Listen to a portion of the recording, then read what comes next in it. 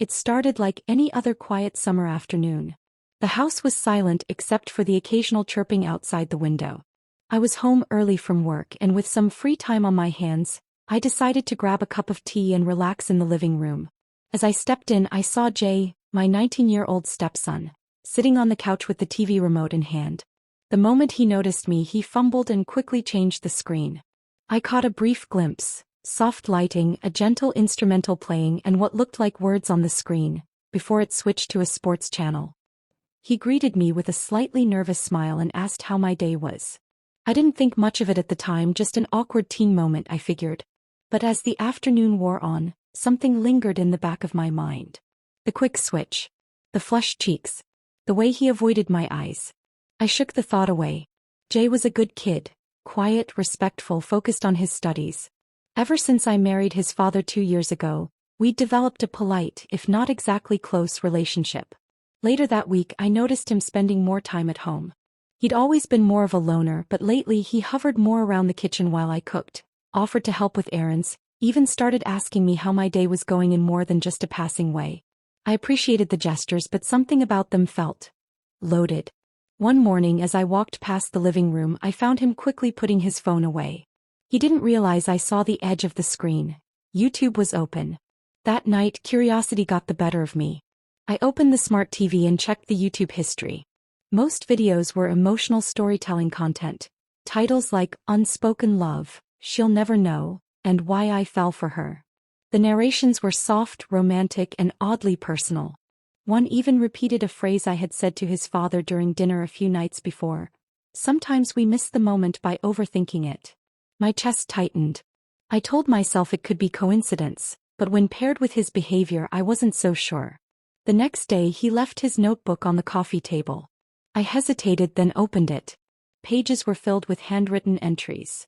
Poems, reflections, phrases like "she sees me but not really," and "if only things were different." It was clear these weren't just creative writing pieces. He was writing about someone real. And that someone felt uncomfortably familiar. I sat back, notebook in hand, unsure what to feel. Was this just a harmless crush or something deeper? I knew boundaries had to be protected. But emotions, especially unspoken ones, have a way of slipping through the cracks. That night, I lay awake, hearing his soft footsteps in the hallway. He paused outside my door for a second, then walked away. Something was shifting in this house. And I wasn't sure we were ready for what was coming next. The following afternoon, I entered the room unexpectedly and found Jay sitting with the remote in his hand. He didn't have time to switch the screen this time. The video playing wasn't explicit. It was a faceless narration over soft music. A man's voice spoke gently, describing the feeling of loving someone you can't have. The words were hauntingly familiar. "She moves through the house like sunlight," the voice said. I had said something similar once to his father, jokingly.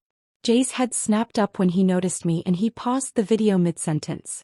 He didn't say much, just stood up and mumbled something about going to his room. I sat there in silence, uneasy. It wasn't the video itself. It was the emotion behind it.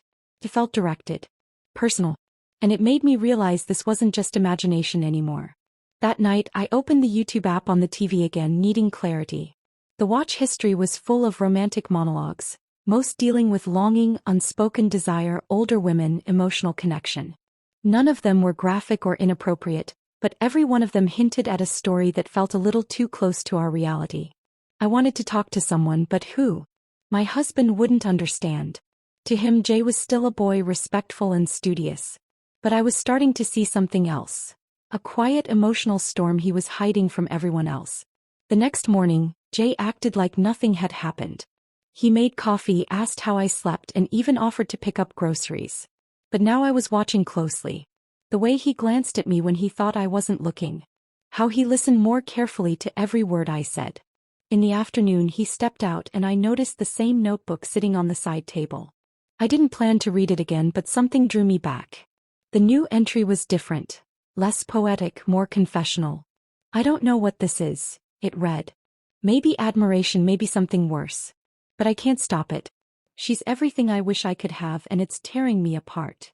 I closed the notebook and held it in my hands for a while, unsure what I was feeling. I wasn't flattered. I wasn't angry. I was confused. A part of me wanted to help him understand his emotions, to guide him. Another part wanted to shut it all down immediately. That evening, while cooking, he offered to chop vegetables. Our hands brushed and he froze. I didn't. I stepped back and handed him the knife without a word. I needed time to think. He was young, still learning to navigate the world of feelings. But this wasn't something we could just ignore anymore.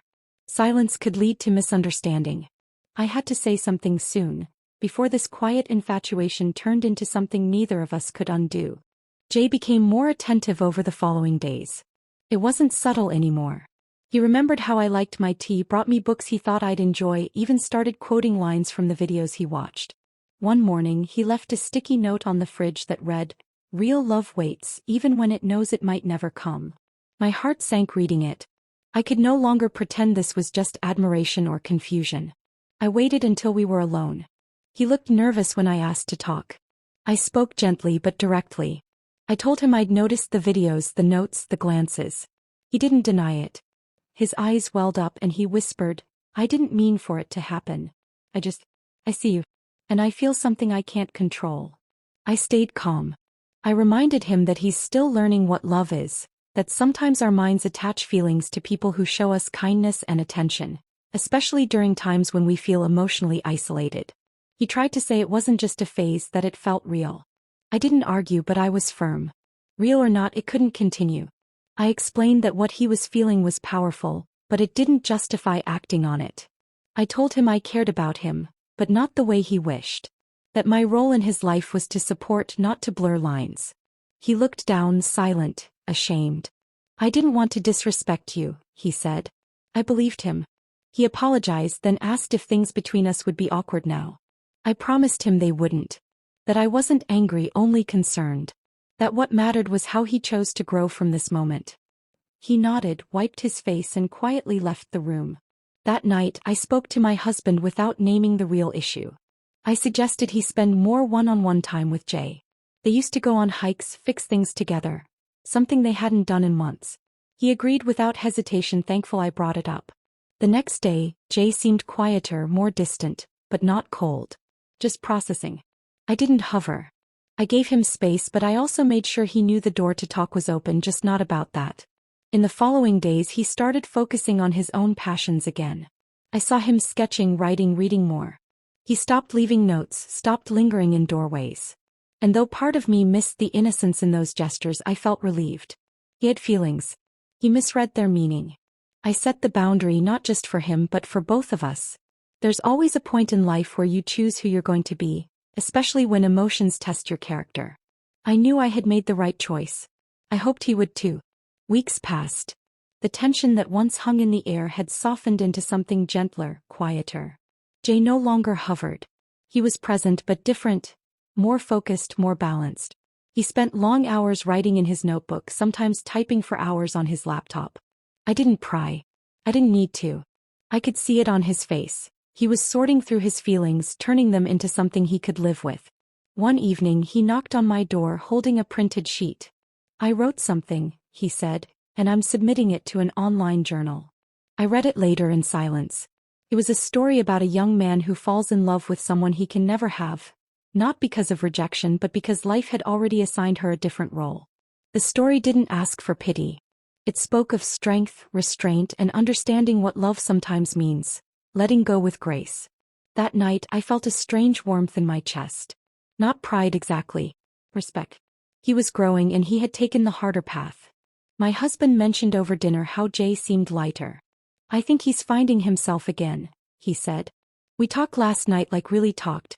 It's been a while since we did that." I just smiled. Some things didn't need explaining.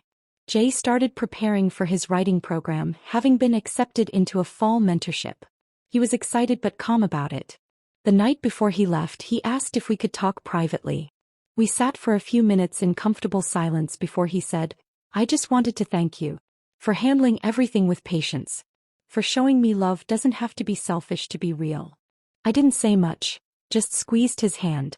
Some lessons are better felt than answered. After he left, the house felt a little emptier but also more at peace. He still sent updates, photos, short messages, even links to his published monologues. One of them went viral. The voice was familiar, the emotions raw but beautifully restrained. I listened not as a character in the story, but as someone who had once stood on the edge of something fragile and chose not to cross. My husband called me into the room one evening, beaming. "Jay's doing so well. He's got thousands of followers now." I nodded, listening to the soft voice on the screen say, "Sometimes, the one who teaches you love is also the one you must never reach for." I watched until the end. There was no bitterness in his words. Just clarity. And peace. In the quiet afterward I felt no guilt, no regret, only gratitude. For the lesson. For the restraint. For the way we both chose to protect something that could have been broken. Because not every story of love needs a romantic ending. Sometimes, understanding is more powerful than having. And sometimes, what you walk away from with dignity says more about your heart than anything you hold on to.